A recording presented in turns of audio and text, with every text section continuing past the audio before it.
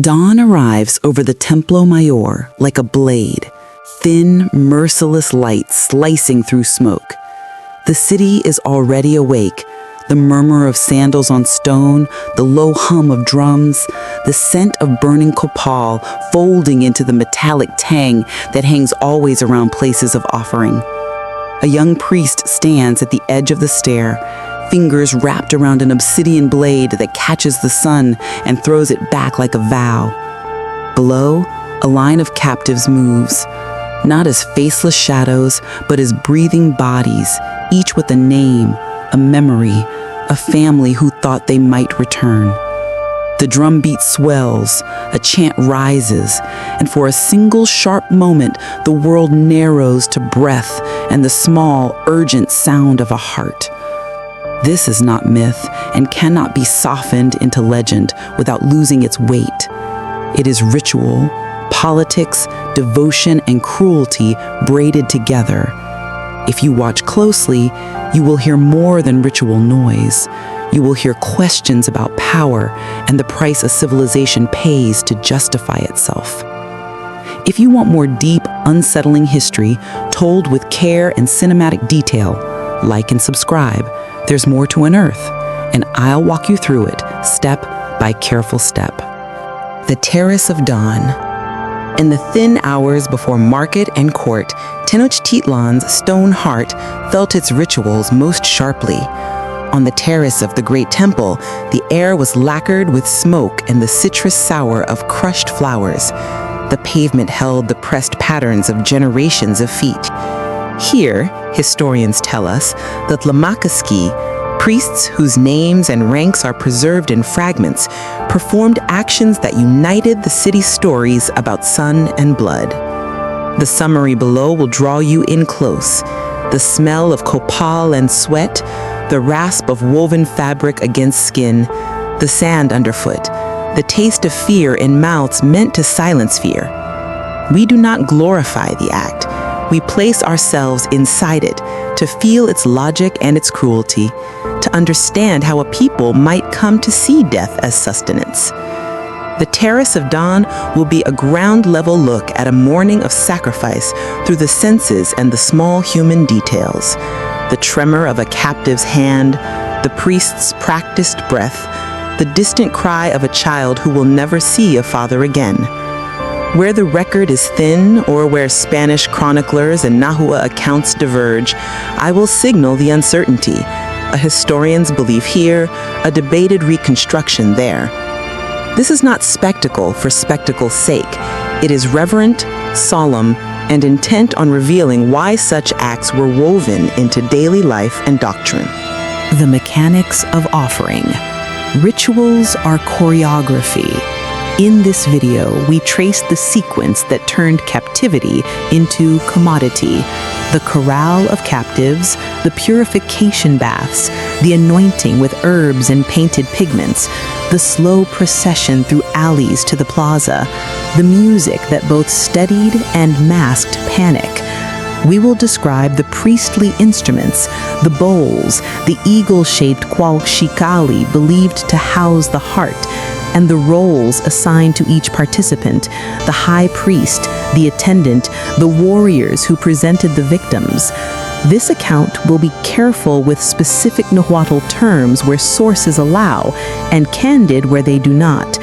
We will hear the drums as both signal and lullaby, the whispered litany that framed the act as cosmic exchange, and the precise, terrifying immediacy of the moment when ritual transformed a life into offering.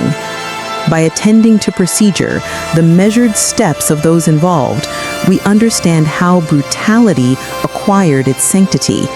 We will not offer instruction, we will merely reconstruct from archaeology and chronicles the choreography that made such violence legible to a society that saw the world as a reciprocal web. The faces behind the ceremony. Behind every public offering were private devastations. This video narrows to the human scale.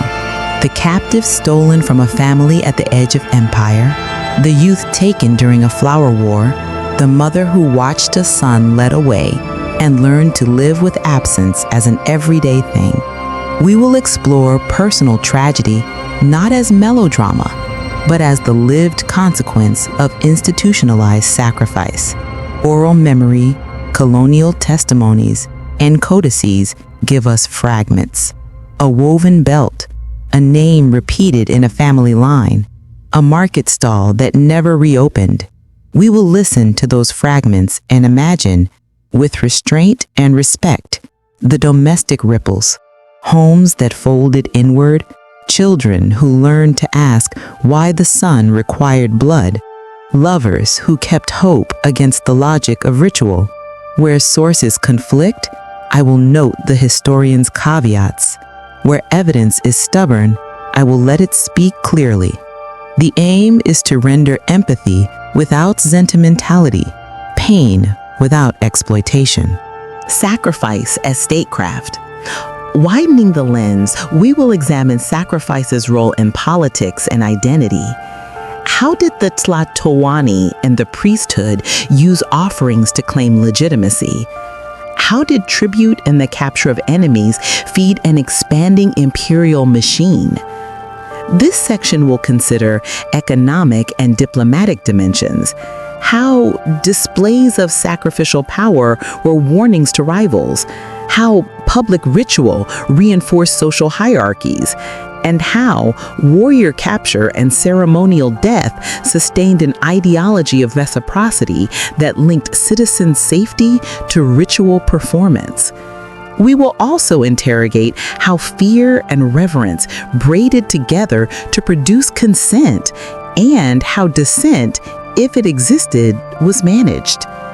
Archaeological patterns, tribute lists, and colonial records offer evidence.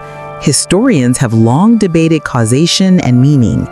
Where interpretation is contested, the narrative will present the principal views and the moral questions they provoke. This chapter asks, when does ritual preserve and when does it consume the very society it seeks to hold together? Myths, memory, and the weight of the past. The final section traces the afterlife of these rites. How did Spanish accounts exaggerate, Christianize, or misread indigenous belief? How have modern scholars, artists, and descendants of the Nahua negotiated images of cruelty and resilience? We will follow the threads from codices to excavation trenches to museum glass, interrogating how memory is curated and what is lost when complex cultures are flattened into horror stories. This chapter will also press outward into reflection. What do these rituals teach us about power's hunger, about the economies of suffering that repeat in other forms across human history? We will end not with easy answers, but with uneasy questions about the ethics of study, the duty to victims, and the fragile human habit of turning sacrifice into narrative. Where terms and descriptions are uncertain, I will mark them as historians' reconstruction. Where voices of Nahua descendants speak, I will give them precedence. The stones of Tenochtitlan keep their memory, whether we name it ritual or politics. They keep the echo of drumbeats and the soot of copal, the small private devastations that never made the annals. We have walked, briefly and with care, across a terrace of dawn and into the braided logic that made blood into language. Blood spoken in the names of gods, in the ledger of tribute, in the theater of power. What unites the fragments, codices, bones, Spanish pages, Nahua testimony, is not a tidy moral, but a chorus of consequence. The scent of crushed flowers masking the tang of iron and fear. The practiced hand of a Tlamakaski and the silent ruin of a household. The public spectacle that made obedience look like salvation. Where the record thins, we tread softly and say, historians reconstruct rather than pretend certainty. Where voices of descendants and scholars insist on nuance, we defer to them. A sober gaze recognizes both the ritual logic that sustained an empire and the human price exacted to keep that logic in motion. If this history troubles you, let it trouble you fully. The work of remembering must hold cruelty without aestheticizing it, must honor victims without turning them into mere symbols, must ask how systems of belief and coercion become indistinguishable in practice. The past does not excuse present brutality. It illuminates how easily power can sanctify suffering. So we close not with comfort, but with a question that insists on vigilance. If societies once taught themselves to feed the sun with flesh, what modern altars, economic, political, cultural, do we still feed, and at whose cost? Loving this video? Subscribe and like this video. Thank you.